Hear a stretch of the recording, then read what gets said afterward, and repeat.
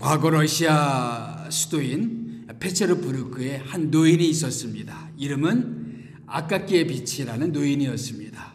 이 노인은 자기 평생의 소원이 하나 있었어요. 그것은 뭐냐면은 내 인생의 목표는 고급 외투를 가지고 나가서 한 사교 모임에 가서 한번 사람들에게 내가 가지게 된 이 외투를 자랑하는 것이 내 평생의 소원이다라고 말했습니다. 그래서 이 노인은 돈을 모았습니다. 이 고급 외투를 사기 위해서 돈을 모았어요. 드디어 노인이 아끼고 아껴서 80루블의 돈을 모아서 고급 외투를 사게 됩니다. 이 노인은 너무 기뻤습니다.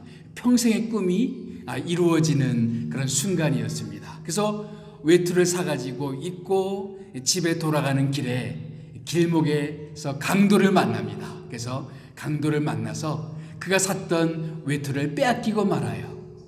이 일이 노인에게는 한이 되어서 시름시름 앓다가 결국은 죽게 되었다는 얘기입니다.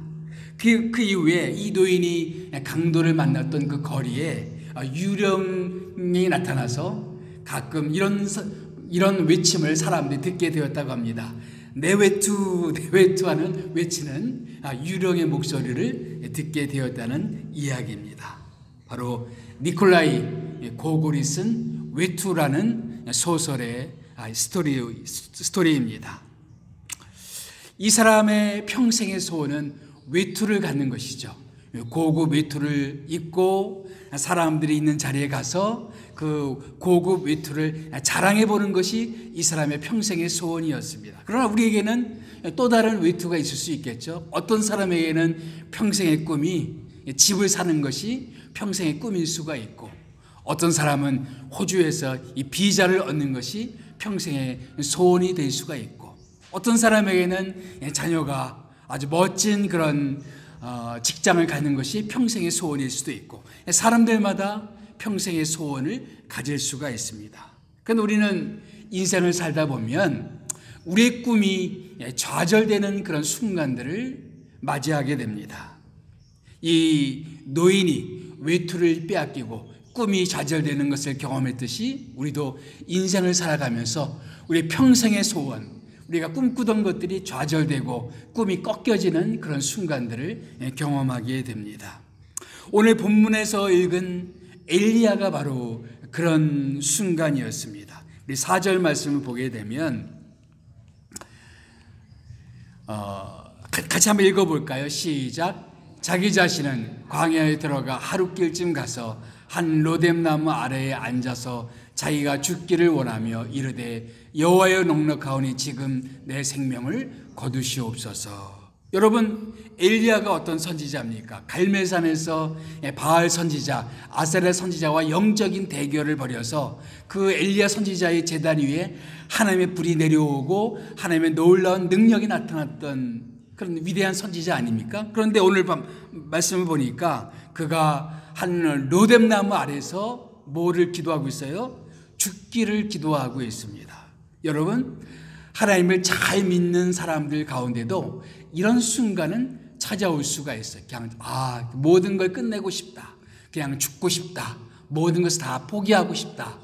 우리들에게도 엘리야가 로뎀나무 아래에 있었던 것 같이 우리들도 모든 것을 포기하고 모든 것을 그냥 다 덮어두고 싶은 그런 인생의 로뎀나무가 우리에게도 있을 수가 있습니다. 이제는 모든 걸 포기하고 싶습니다. 이제는 모든 것을 다 끝내고 싶습니다라는 그런 순간들이 우리들에게도 있을 수가 있다는 거죠. 엘리야에게 왜 이런 좌절의 순간, 이런 절망의 순간이 왜 찾아오게 되었을까? 그리고 우리가 이런 좌절의 순간을 맞이하게 될 때 우리는 어떻게 극복할 수 있을까? 우리는 엘리야를 통해서 오늘 그것을 한번 함께 살펴보았으면 좋겠습니다. 좌절의 원인과 그 처방은 과연 무엇일까? 첫째, 우리는 왜 좌절하게 되는가? 첫 번째 이유는 무겁게 다가오는 현실 때문에 우리는 좌절할 수밖에 없다라는 것이지요. 우리가 처한 현실이 너무 무겁습니다. 현실이 만만치가 않아요. 금방 내 뜻대로 될 것 같았는데 내가 처해 있는 현실은 내 생각보다는 더 무겁고 더 냉혹합니다. 그런 현실을 직시하게 되면서 우리는 좌절할 수가 있어요.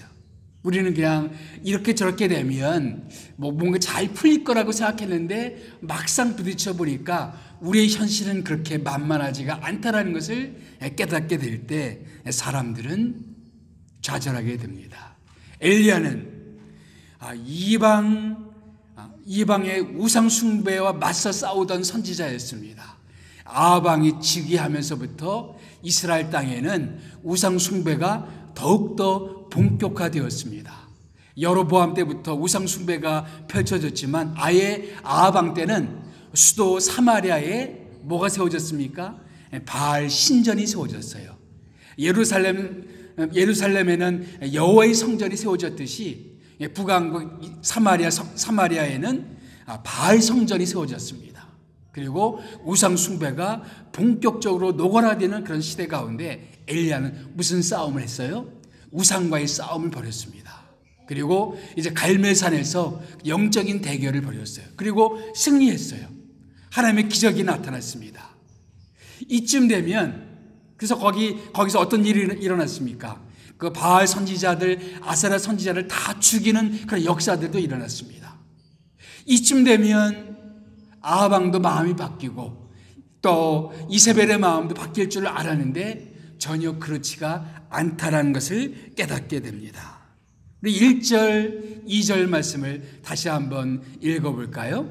시작. 아합이 엘리야가 행한 모든 일과 그가 어떻게 모든 선지자를 칼로 죽였는지를 이세벨에게 말하니. 그러나 어떤 반응이었습니까? 이세벨이 사신을 엘리야에게 보내어 이르되 내가 내일 이맘때에는 반드시 내 생명을 저 사람들 중 한 사람의 생명과 같게 하리라. 그렇게 하지 아니하면 신들이 내게 벌 위에 벌을 내림이 마땅하니라 한지라. 그 위대한 하나님의 기적이 나타났습니다. 살아계신 하나님이 증명이 되었어요. 그렇게 되면 사람들이 하나님 앞에 겸손하게 무릎을 꿇을 줄 알았는데 그렇지 않다는 거예요. 사람들은 생각보다 그렇게 쉽게 마음이 변하지를 않습니다. 교회를 통해서 복음을 통해서 살아계신 하나님을 경험하게 되면 사람들의 마음이 바뀌고 사람들이 철저하게 회개할 줄 알았는데 사람들은 쉽게 마음이 바뀌지를 않는다는 것입니다. 여러분, 사람들은 몇 가지 기적을 통해서 쉽게 마음이 바뀌지를 않습니다. 여러분, 출애굽 때에 애굽의 바로 왕을 생각해 보십시오. 모세를 통해서 얼마나 놀라운 위대한 기적들이 나타났습니까? 하나님이 그 바로 앞에서 모세를 통해서 10가지 재앙을 내렸어요. 10가지 재앙이 내렸음에도 불구하고 바로의 마음은 어떻게 되었습니까? 강팍하게 되어서 그들의 마음이 바로의 마음이 바뀌지 않아요. 끝까지 저항했어요. 그래서 마지막 재앙이 뭐였습니까? 애굽의 모든 맏아들을 죽이는 재앙이 애굽 땅에 벌어졌습니다. 그 재앙이 내리기까지 바로의 마음은 바뀌지를 않았어요. 이것은 뭐를 보여줍니까? 인간의 마음은 그렇게 끈질기게 쉽게 변하지 않는다는 것을 보여주고 있습니다. 사람은 쉽게 변하지 않습니다. 우리가 당면한 우리의 현실은 쉽게 변하지가 않습니다. 몇 가지 행동으로 사람들이 변하지 않는다는 것을 보게 됩니다. 그런 현실을 맞이하게 되면 우리는 어떤 마음이 들어요? 절망을 느끼게 되는 거예요. 이렇게 되면 뭔가 예배 가운데 하나님의 은혜가 나타나고 능력이 나타나고 말씀 가운데 하나님 사람들이 은혜를 받으면 뭔가 영적인 부흥이 이 땅 가운데 올 줄로 생각되는데 그런 일이 쉽게 일어나지 않는다는 것이죠. 교회가 세워지고 나서 쉽게 하나님의 역사가 나타날 줄 아는데 우리의 현실은 쉽지가 않다는 것을 경험하면서 우리는 마음속에 절망을 느낍니다. 예수님 때에도 마찬가지였습니다. 예수님 때에 예수님이 기적을 가장 많이 행한 몇 가지 도시들이 있었습니다. 혹시 기억나십니까? 예수님이 저주하신 도시가 있었어요. 가버나움, 고라신, 벳세다. 이 세 도시는 예수님께서 그 어떤 도시들보다 가장 많은 기적들을 행했던 도시였습니다. 오병이의 기적이 일어났어요. 눈먼 사람들이 병을 고쳤습니다. 또 중풍병자가 고침을 받았습니다. 귀신이 쫓겨났습니다. 또 그 갈릴리 바닷속에서 예수님이 걸으시는 기적이 일어났습니다. 풍랑을 잠재우는 기적이 일어났습니다. 많은 기적들이 이 도시들 속에서 일어났고, 이 도시가 둘러싸고 있는 갈릴리 바닷속에서 그런 기적이 일어났습니다.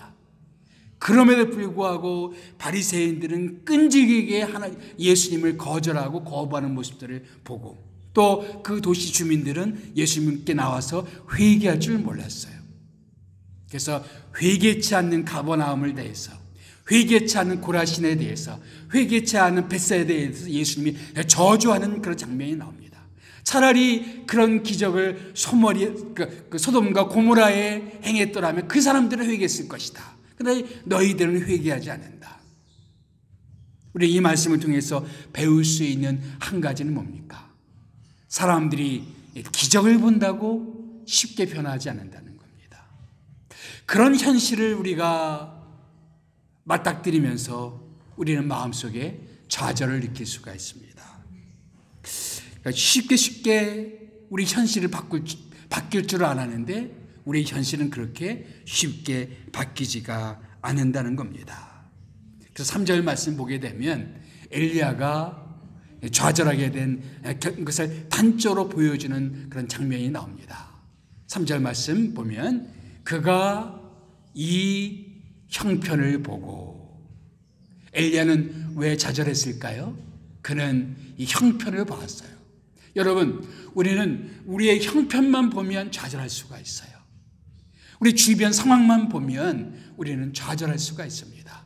되어지는 상황들, 우리 주변의 환경들만 바라보면 우리는 절망 속에 빠질 수가 있습니다. 이 엘리야, 이 구절 속에는 엘리야가 보지 못한 것이 있어요. 뭐예요? 하나님을 바라보지 못했다는 것이죠. 우리가 좌절 속에 빠지게 될 때 우리에게 주시는 성경적인 처방이 뭘까요? 우리의 현실만 바라보지 말고 현실 너머의 하나님을 바라봐야 된다. 그것이 믿음 아니겠습니까? 바울 사도는 말하기를 이렇게 말했습니다. 우리는 보는 것으로 행하지 아니하고 믿음으로 행한다라고 말했어요. 여러분, 보는 것으로 우리는 좌절할 수가 있습니다. 보이는 것으로 우리는 절망할 수가 있습니다. 보여지는 상황으로 우리는 낙심할 수가 있습니다. 그러나 우리는 보이는 대로 살아가는 사람들이 아니라 뭐로 살아가는 사람이에요? 믿음으로 살아가는 사람들입니다. 그러므로 우리가 보여지는 상황은 우리는 매일매일 우리는 믿음을 연습할 수 있는 기회입니다. 이 현실 속에서도, 이 상황 속에서 나는 믿음으로 주님을 바라볼 수 있겠는가? 믿음의 연습장입니다. 이렇게 좌절을 느낄 때마다, 절망을 느낄 때마다 난 믿음으로 주님을 바라봐야 되겠다. 현실 너머에 계시는 우리의 하나님, 이 현실 속에서도 일하고 계시는 하나님, 우리 현실을 바꾸실 수 있는 그 하나님을 여전히 바라보고 있는가? 내 시간표대로 움직여지지 않지만 결국은 하나님이 일하실 것을 믿음으로 나는 바라볼 수가 있겠는가? 아브라함은 하나님의 약속의 말씀을 받았습니다. 근데 그가 처한 현실은 뭡니까? 25년 동안 그가 받은 말씀이 이루어지지 않은 현실 속에 살아갔습니다. 때때로 그도 절망에 빠지기도 했어요. 그래서 어떻게 했습니까? 자기의 여종 하갈을 통해서 누구를 낳았어요? 이스마엘을 낳습니다. 하나님은 사라를 통해서 아들을 주실 것을 약속해 주셨지만 때로 그도 마음이 약해져서 이스마엘을 낳습니다. 우리도 그렇게 마음에 절망을 느낄 때가 있어요. 좌절할 때가 있습니다. 그러나 하나님은 뭐라고 말씀하십니까? 오직 사라를 통해서 낳은 자녀야 내가 너에게 주는 그 자녀가 될 것이다 말씀합니다. 사라의 씨앗만이 진정한 내 씨가 될 것이다 라고 말씀합니다. 마찬가지입니다. 하나님은 우리에게 약속의 말씀, 하나님의 주시는 그 약속을 보기까지 우리는 현실에 타협하지 말고 계속해서 주님을 바라보고 하나님의 약속이 이루어질 때까지 우리는 믿음으로 주님을 바라볼 필요가 있다라는 것입니다. 우리는 왜 좌절하게 될까? 두 번째, 육체적으로, 정신적으로 우리가 지치게 될 때 우리는 좌절할 수가 있습니다. 갈멜산 위에서 엘리야는 자기의 모든 에너지를 다 쏟았습니다. 혼자 850명이나 되는 바알 선지자, 아세라 선지자와 영적인 대결을 벌였습니다. 얼마나 마음이 지쳤겠습니까? 그리고 아합에게 가서 비가 내릴 것이니 이제 준비하소서 하면서 그 갈멜산 꼭대기에 올라가서 비가 내리기를 간절히 기도를 했습니다. 그런 과정 속에서 엘리야는 자기도 모르는 사이에 영적으로 또 육체적으로 지쳤던 것 같습니다. 우리는 우리의 모습에 대해서 겸손할 필요가 있습니다. 우리는 열심만 가지고 모든 것을 다 할 수는 없어요. 때때로 우리는 열심을 가지고 살아가다가 때로 우리도 지칠 때가 있습니다. 상황을 바라보고 지칠 때가 있고 육체적으로 지칠 때가 있고 정서적으로 지칠 때가 있고 뭔가 잘 풀려지지 않은 상황을 보면서 마음이 낙심할 수가 있고 우리는 그러면서 우리는 영적으로 육체적으로 감정적으로 지쳐갈 수가 있다는 겁니다. 우리는 그런 우리들의 한계를 받아들일 필요가 있어요. 우리는 환경에 영향받을 수밖에 없고 우리 눈에 보여지는 것 때문에 우리는 지칠 수밖에 없는 우리의 환경을 우리는 인정하지 않을 수가 없습니다. 감정은행이라는 말이 있어. 감정은행. 우리가 은행에 예금한 게 많으면 인출할 것도 많죠. 꺼내 쓸 것도 많죠. 근데 은행에 예금해둔 게 없으면, 적금해둔 게 없으면 꺼내 쓸 것이 없습니다. 그리고 조금 들어가 있는 것을 다 꺼내 놓으면 더 이상 꺼내고 싶을 때 더 이상 꺼내 쓸 것이 없죠. 우리 감정도 마찬가지입니다. 계속 우리 감정을 꺼내 쓰고 꺼내 쓰면 나중에 더 이상 꺼내 쓸 것이 없는 상태가 되어버립니다. 이런 것을 사람들은 번아웃이라고 말합니다. 자, 3절 말씀 한번 읽어볼까요? 3절 말씀 시작. 너는 여기서 떠나 동쪽으로 가서 요단 앞 그릿 시내가에 숨고. 그런 숨어야 되는 그런 상황 가운데 있게 되었습니다. 그런 상황이 있게 될 때 그는 지쳤어요. 숨어있는 상황들. 그리고 또 어디서 가서 숨었습니까? 사르밧에 가서 또 숨었습니다. 그래서 정말로 오랫동안 지치는 그런 상황 가운데 그는 있게 되었어요. 그리고 갈멜산에서 영적인 전투를 벌였습니다. 그런 과정 속에서 그는 지치고 말았던 것입니다. 2009년 9월 7일자 타임지 커버 스토리가 한 인물에 대해서 나왔습니다. 마더 테레사의 은밀한 삶이란 제목이 타임지의 제목이었습니다. 시크릿 라이프 오브 마더 테레사. 마더 테레사의 은밀한 삶. 그것은 그가 1997년도 노벨 평화상을 받기 3개월 전에 어느 신부에게 보냈던 편지 내용을 공개하고 있습니다. 그 편지 내용은 이런 내용입니다. 그 신부 이름은 마이클 반 델 리트라는 그런 신부였어요. 그 신부에게 이런 편지를 보냅니다. 예수님은 당신을 특별히 사랑하고 계신 듯합니다. 그러나 내게는 침묵과 공허가 너무 커서 그분을 보려고 해도 보지 못하고 있으며 들으려고 해도 듣지 못하고 있으며 기도의 혀를 움직이고자 해도 그렇게 하지 못하고 있습니다. 제발 저를 위해 기도해 주십시오. 그 위대한 마더 테레사에게도 그런 영적인 침체의 순간이 있었습니다. 기도하고 싶어도 기도가 되지 않고 마음 가운데 깊은 공허와 허무함이 그를 찾아오게 되는 그런 순간들이 있었다는 것을 타임지가 공개하고 있습니다. 그뿐이겠습니까? 우리 주변의 많은 사람들이 그리고 우리들 자신들도 신앙생활을 하다 보면 그런 영적인 침체 가운데 빠질 때가 종종 있죠. 지치고 공허하고 탈진하고, 그래서 완전히 번아웃 되는 그런 순간 가운데 하나님의 처방이 뭘까요? 단순합니다. 재충전의 시간이 필요합니다. 우리도 별 수가 없어요. 우리의 은행 계좌가 다 비어 있으면 어떻게 해야 되겠습니까? 채워야 되겠죠. 근데 채우는 것을 영적으로만 채운다고 생각하지 마십시오. 영적으로도 채워야 되지만 감정적으로도 채워야 되고 육체적으로도 채워야 되고, 우리는 모든 것이 재충전될 필요가 있습니다. 바로 그날 하나님께서 천사를 통해서 엘리야를 새롭게 만드시고 엘리야를 회복시키는 과정을 보게 되면 이것이 얼마나 중요한지를 알 수가 있습니다. 하나님이 천사를 보내서 어떻게 하셨습니까? 5절 말씀 보게 되면 로뎀나무 아래에 누워 자더니, 엘리야는 로뎀나무 아래에서 자고 있었습니다. 엘리야에게는 잠이 필요했었어요. 잠을 자는 걸 무조건 죄악시할 필요가 없어요. 잠을 자고 있었습니다. 천사를 보내서 그를 어루만집니다. 그를 터치해 줍니다. 일어나 먹으라. 천사가 준비한 어떤 식사가 있었겠죠. 그래서 그 먹으라고 해서 먹습니다. 그리고 또 엘리야는 또 잠이 빠져들어요. 또 잠을 잡니다. 한참 잔 뒤에 천사가 다시 엘리야를 부드럽게 터치합니다. 어루만져요. 깨웁니다. 그리고 다시 먹으라. 먹습니다. 그리고 그래서 너는 호렙산으로 가라라고 말하고 있어요. 이 과정 속에서 우리에게도 그런 것들이 필요하다는 겁니다. 우리에게도 잠이 필요할 수가 있고 먹는 것이 필요할 수가 있고 육체적인 필요들이죠.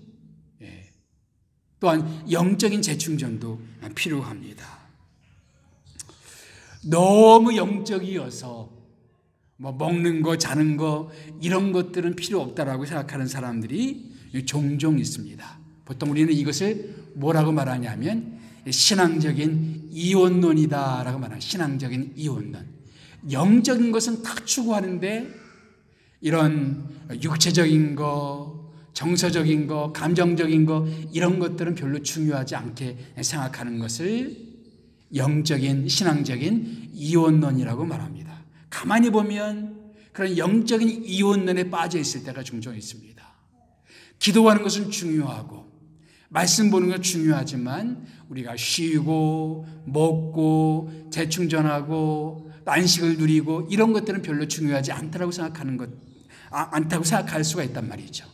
그것도 잘못된 것입니다. 오늘 성경 말씀 보게 되면 하나님이 엘리야를 회복시켜 주시는 과정을 보게 되면 그에게 잠이 필요했어요. 잠을 잡니다. 먹을 것이 필요했습니다. 먹입니다. 그에게 터치가 필요했어요. 그래서 그를 어루만집니다. 하나님은 그런 과정으로 우리를 회복시켜 주신다는 사실을 알 수가 있습니다. C.S. 루이스의 명저 스크루테이프의 편지라는 책이 있습니다. 이 책이 너무 재미있는 책이에요. 두 마귀가 나옵니다. 삼촌 마귀가 조카 마귀에게 어떻게 하면 크리스찬들을 넘어뜨릴 수 있는가 그 비법을 전수하는 그 편지를 보냅니다. 그래서 삼촌 마귀의 이름이 스크루테이프입니다. 그래서 스크루테이프가 조카 마귀에게 편지를 보내요. 근데 그 편지 대목 가운데 이런 대목이 있습니다. 제가 한번 읽어볼게요. 그 조카 마귀에게 어떻게 하면 우리 크리스찬들의 기도를 방해할 수 있을까? 한 가지 비법을 알려줍니다. 그 비법이 뭐냐? 크리스찬들이 자기 어머니를 위해서 기도하게 될 때 이렇게 하라는 거죠. 그가 자기 어머니를 위해 기도 드리는 것을 우리가 방해할 수 없고 방해하는 것은 불가능하다. 그러나 우리가 그의 기도를 무익하게 만들 수 있는 한 가지 방법이 있다. 너는 그의 기도를 지극히 영적인 기도로 만들어서 그 어머니의 영혼을 위해서 기도하는 것은 기도하게 하되 어머니가 지금 고생하고 있는 관절염을 위해서 기도하는 것은 하지 못하게 하라. 그 영혼을 위해서 기도하게 하라. 그러나 어머니가 고생하고 있는 관절염에 대해서는 무관심하게 만들어라. 오로지 영적인 기도만 올리게 해라. 종종 우리가 너무 영적이어서 우리 주변 사람들의 영적인 문제에만 관심을 가질 수가 있습니다.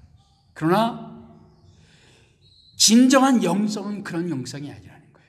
우리의 영혼에도 관심을 가져야 되지만 우리의 육체적인 필요, 우리의 마음의 필요, 인간적인 필요, 사회적인 필요, 정서적인 필요 다 있다는 거예요. 우리는 겸손할 필요가 있습니다. 우리가 육체적으로 힘들면 좌절할 수가 있습니다. 정서적으로 지치면 우리는 좌절할 수가 있습니다. 우리는 그런 것에 재충전의 필요가 필요해요. 때로는 안식이 필요하고, 때로는 정서적인 충전이 필요하고, 때로는 인간적인 교류가 필요하고, 때로는 사람들과의 만남이 필요하고, 재충전의 시간이 필요하다는 거죠. 유진 피터슨이라는 사람이 쓴 책 가운데 현실에 뿌리 박힌 영성이라는 책이 있습니다. 저는 그 책 내용도 좋지만 그 책 제목이 너무 좋아요. 현실에 뿌리 박은 신앙, 영성. 현실에 뿌리 박은 영성. 우리 영성은 어디에 뿌리 박혀야 되는가? 종종 우리의 영성이라는 것이 우리의 관념 속에 뿌리 박힐 수가 있어요. 생각으로는 너무나 영적이에요.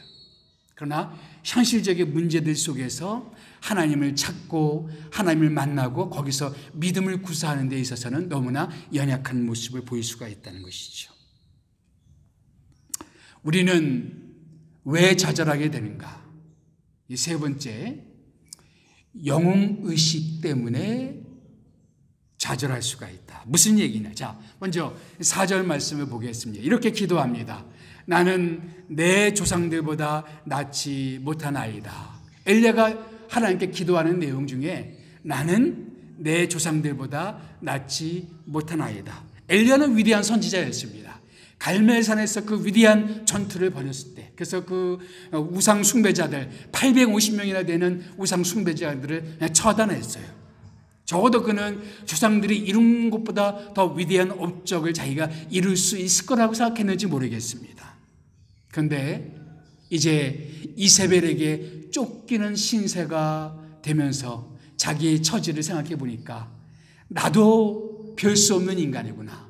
나도 별 통뼈가 아니구나. 나도 별 수 없는 인간이구나. 라는 것을 깨닫게 됩니다. 나는 내 조상들보다 낫지 못합니다. 이런 생각에 뿌리 깊은 그런 그 마음의 밑바탕에는 뭐가 있느냐? 나 혼자다라는 의식이 있어요. 나 혼자 맞서야 되고, 나 혼자 싸워야 되고, 나 혼자 이겨야 되고. 10절 말씀 보게 되면 다 같이 한번 읽어볼까요? 시작. 내가 만군의 하나님 여호와께 열심히 유별하오니 이는 이스라엘 자손이 주의 언약을 버리고 주의 제단을 헐며 칼로 주의 선지자를 죽였으며 오직 나만 남았거늘 그들이 내 생명을 찾아 빼앗으려 하나이다. 나는 여호와께 열심히 유별합니다. 나는 남들보다 유별난 열심을 가지고 있습니다. 자기 자신에 대해서 그렇게 평가를 했어요. 그래서 오직 나만 남았습니다. 오직 나만 남았습니다. 근데 이런 말이 14절에서 다시 한번 반복됩니다. 14절 보면 오직 나만 남았거늘. 이 혼자라는 의식, 나 혼자 맞서야 되고 혼자 얘기해야 되고 혼자 모든 것을 감당할 수 있을 것 같다는 이 생각, 일종의 영웅의식이죠. 자기 혼자 모든 것을 다 감당하고자 하는 그런 의식들. 다른 말로 이것을 사람들은 메시아 의식이라고 말하기도 합니다. 자기가 메시아예요. 자기가 구세주입니다. 내가 아니면 아무것도 될 수가 없다고 생각해요. 자기가 꼭 있어야만 된다고 생각합니다. 자기 아니면 안 된다고 생각해요. 그래서 이리저리 동분서주하다가 지치고 좌절하고 절망합니다. 여기에 대한 하나님의 처방은 뭘까요? 바로 함께 사역하는 것입니다. 함께 사역하는 것. 누구와 함께 사역하는 것일까요? 한번 이 구절을 읽어봅시다. 15절, 16절 말씀 다 같이 시작. 여호와께서 그에게 이르시되 너는 내 길을 돌이켜 광야를 통하여 다메섹에 가서 이르거든 하사엘에게 기름을 부어 아람의 왕이 되게 하고 너는 또 님시의 아들 예후에게 기름을 부어 이스라엘의 왕이 되게 하고 또 아벨 무올라의 사밧의 아들 엘리사에게 기름을 부어 너를 대신하여 선지자가 되게 하라. 자, 이 구절을 볼 때 먼저 이 구절을 잘 이해하려면 그 시대의 정황을 좀 이해할 필요가 있습니다. 예. 그 시대에는 엘리야 시대에는 크게 두 가지 큰 숙제가 있었어요. 하나는 지금껏 엘리야가 싸워왔던 영적인 대결, 우상 숭배, 바알 숭배의 싸움이 첫 번째 문제였습니다. 그런데 또 한 가지 문제가 있었어요. 아합 왕은 3번에 걸쳐서 바로 아람 왕과 싸우게 됩니다. 그래서 아람 왕이 이 이스라엘을 계속해서 괴롭히는 현실에 처해 있었습니다. 그래서 엘리야의 마음속에는 그런 것도 민족에 대한 염려의 마음도 그의 마음속에 깊은 그런 마음에 자리 잡고 있는 내용이었을 것입니다. 그런데 하나님께서 뭐라고 말씀합니까? 이스라엘을 괴롭히는 그 왕, 그때 그 이스라엘과 전쟁을 일으켰던 왕이 누구냐면 베나닷 왕이었어요. 베나닷 왕.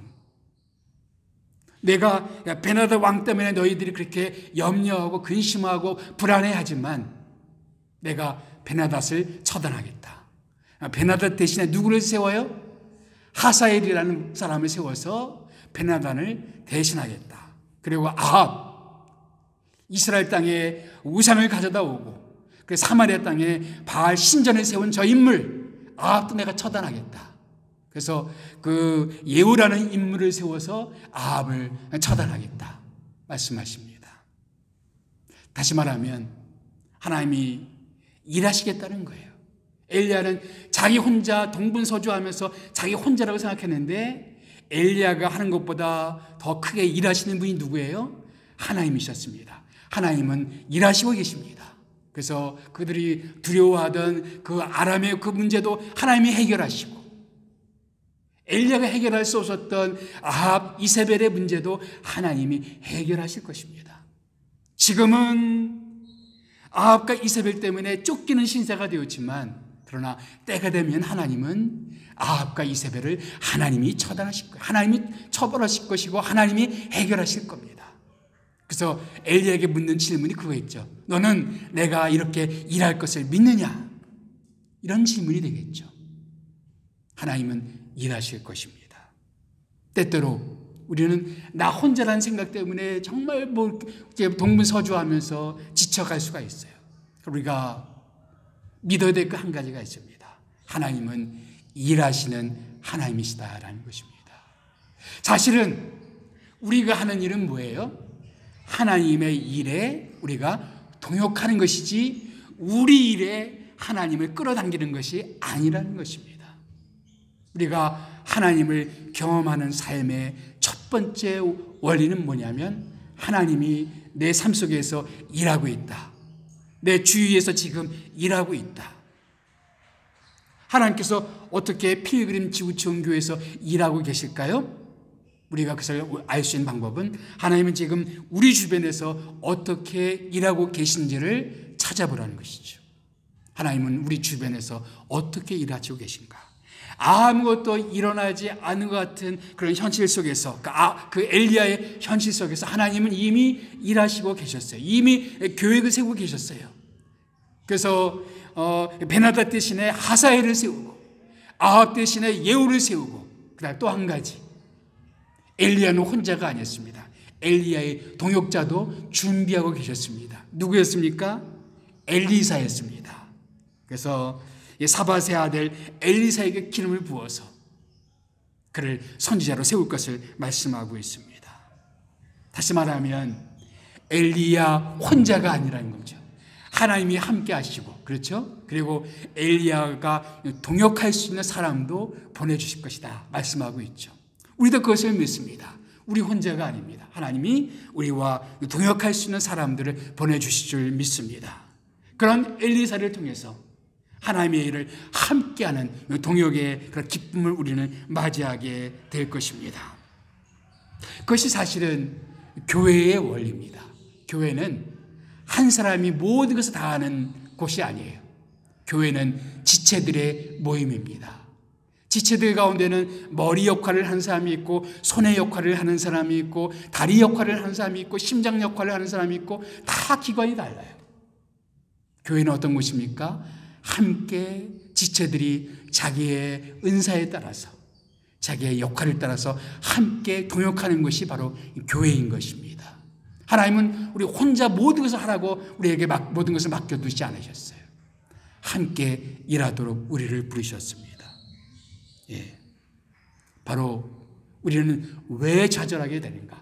혼자 모든 것을 다 하고자 하는 그런 메시아 의식 혹은 영웅 의식 때문에 우리는 좌절할 수가 있다.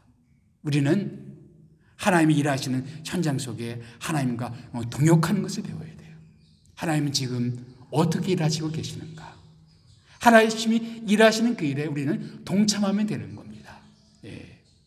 하나님이 멈추시면 우리가 멈추면 되는 것이고, 하나님이 일하시면 우리가 함께하면 되는 것이고, 하나님이 사람을 보내주시면 그들과 동역하면 되는 것이고, 하나님 우리에게 묵상의 시간, 기도의 시간, 정막의 시간을 많이 주시면 또 그 시간을 하나님과 함께 동역하면 되는 것이고,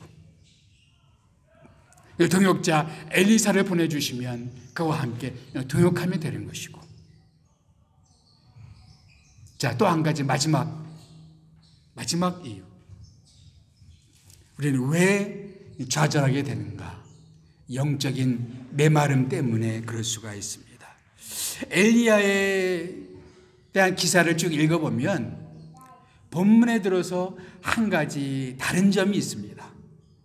그때까지 엘리야의 모든 행적은 여호와의 말씀을 받고 움직였습니다.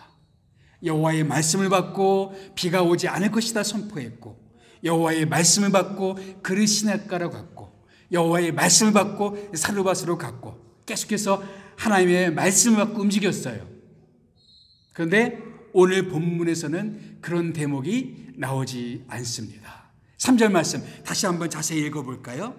그가 이 형편을 보고 일어나 자기 생명을 위하여 도망하여. 여기 빠진 것이 뭡니까? 여호와의 말씀을 듣는 이 과정이 빠졌습니다. 다른 때는 계속해서 하나님의 말씀을 듣고 움직였던 엘리야가 유독 이 대목에서는 그냥 하나님의 말씀을 듣는 것이 생략되어 버렸습니다. 그것이 우리에게 좌절이나 절망을 가져올 수가 있다는 겁니다. 우리가 왜 영적인 침체 가운데 빠지게 되는가? 주의 음성을 듣지 않는 데서 영적인 메마름이 오고, 그런 데서 우리는 영적으로 침체에 빠질 수가 있다는 것입니다. 우리가 열심히 하는 것 중요합니다. 교회도 열심히 봉사하고 또 우리의 신앙생활도 열심히 하는 것 중요해요. 그런데 열심히 일을 하는 가운데 하나님과의 영적인 교제 없이 열심을 낼 수도 있습니다. 저는 이제껏 신앙생활을 하면서 교회에 열심을 내는 수많은 사람들을 보았습니다. 열심히 회의에 참석하고 열심히 봉사를 하고 열심을 내는데, 그러나 하나님과의 교제를 깊이 갖는 그런 사람들을 많이 만나보지를 못했어요. 봉사는 열심히 하는데 하나님과 기도하는 시간, 하나님의 말씀을 묵상하는 시간, 주님과 교제하는데 많은 시간을 들이지 않으면서 얼마든지 그런 열심을 낼 수가 있단 말이죠. 그러다 보면 지칠 수가 있습니다. 하나님과 교제 없이 일하다 보면 우리는 지쳐요. 예수님께서 우리에게 들려주신 비유 가운데 포도나무와 가지의 비유가 있죠. 우리는 뭐예요? 예수님은 포도나무이고 우리는 뭡니까? 가지에 불과합니다. 근데 가지가 포도나무에서 떨어져 나가면 가지는 어떻게 된다 그랬습니까? 말라질 수밖에 없습니다. 그런 가지에게서는 열매를 맺힐 수가 없습니다. 우리가 영적으로 메마른 이유, 우리가 아무런 열매를 맺지 못하는 그런 이유는 뭘까? 한 가지 이유는 우리가 포도나무에 붙어 있지 않기 때문에 그럴 수 있다는 거죠. 주님과의 교제가 없어요. 기도가 없습니다. 묵상이 없습니다. 그러다 보면 영적으로 피폐한 그런 삶을 살아갈 수가 있다라는 것이죠. 자, 하나님은 어떻게 엘리야를 회복시켜 주십니까? 예, 바로 하나님과의 교제를 회복시켜 주신다는 거죠. 처방은 하나님과의 교제를 회복하라. 그래서 그에게 어떻게 하십니까? 호렙으로 그를 인도하십니다. 그래서 모세가 하나님을 만났던 그 굴 속에 그는 들어갑니다. 그리고 거기서 주의 음성을 듣습니다. 그래서 하나님이 그에게 말씀합니다. 내가 어찌하여 여기 있느냐 이렇게 말씀하고 있죠. 그리고 이제 엘리야는 하나님 앞에 섭니다. 그래서 여러 가지 일들이 일어나죠. 강한 바람이 일어나고 그리고 지진이 일어나고 또 불이 그 가운데 나타나고, 그것은 무슨 현상이냐면은 모세가 십계명 받을 때 일어났던 현상들이었어요. 모세에게 나타나셨던 하나님이 그에게 나타나셨습니다. 그리고 모세가 그 가운데서 십계의 말씀 받죠. 마찬가지로 엘리야는 그 가운데서 주의 세미한 음성을 듣습니다. 다 12절 말씀 다 같이 읽어볼까요? 시작. 또 지진 후에 불이 있으나 불 가운데에도 여호와께서 계시지 아니하더니 불 후에 세미한 소리가 있는지라. 드디어 주의 음성이 들려옵니다. 그렇습니다, 여러분. 우리가 주의 음성을 놓쳐버릴 수가 있습니다. 내게 들려주시던 그 세미한 음성, 부드럽게 속삭이는 주의 음성을 어느 순간인가 놓쳐버릴 수가 있습니다. 우리 인생의 불 가운데도 지진 가운데도 바람 가운데도 있지 아니한 음성, 많은 것이 있지만 우리가 놓쳐버렸던 그 주의 음성. 그런데 오늘 이 장면 보니까 다시 주의 세미한 음성이 들려지기 시작합니다. 그리고 13절 말씀 보게 되면 주의 음성을 듣고 나서 엘리야가 겉옷을 가리우죠. 영광이 하나님을 만난 것이죠. 감히 인간의 눈으로 하나님을 바라볼 수 없기 때문에 자기 얼굴을 겉옷으로 가립니다. 모세가 수건으로 얼굴을 가린 것 같이 엘리야는 겉옷으로 자기 얼굴을 가립니다. 그리고 하나님께서 그에게 말씀합니다. 내가 어찌하여 여기 있느냐 하시면서 그에게 말씀을 계속하십니다. 우리가 영적으로 회복하기 위해서 우리에게 필요한 것이 있다면 주님의 음성을 다시 듣는 겁니다. 그렇게 될 때 우리는 영적으로 회복할 수가 있고 인생의 어떤 좌절 속에서도 우리는 일어날 수가 있습니다. 오늘 우리가 불렀던 이 찬양 내주는 강한 성이요, 마틴 루터가 정말로 그 종교개혁을 일으키면서 너무 힘든 순간이 있었습니다. 그런 순간에 그는 이렇게 하나님을 찬양하며 내주는 강한 성이요 방패와 병기 되시니 하나님을 바라보면서 그 모든 좌절과 모든 절망과 모든 어려움을 싸워서 승리하고 이겼던 것입니다. 우리 함께 기도하겠습니다.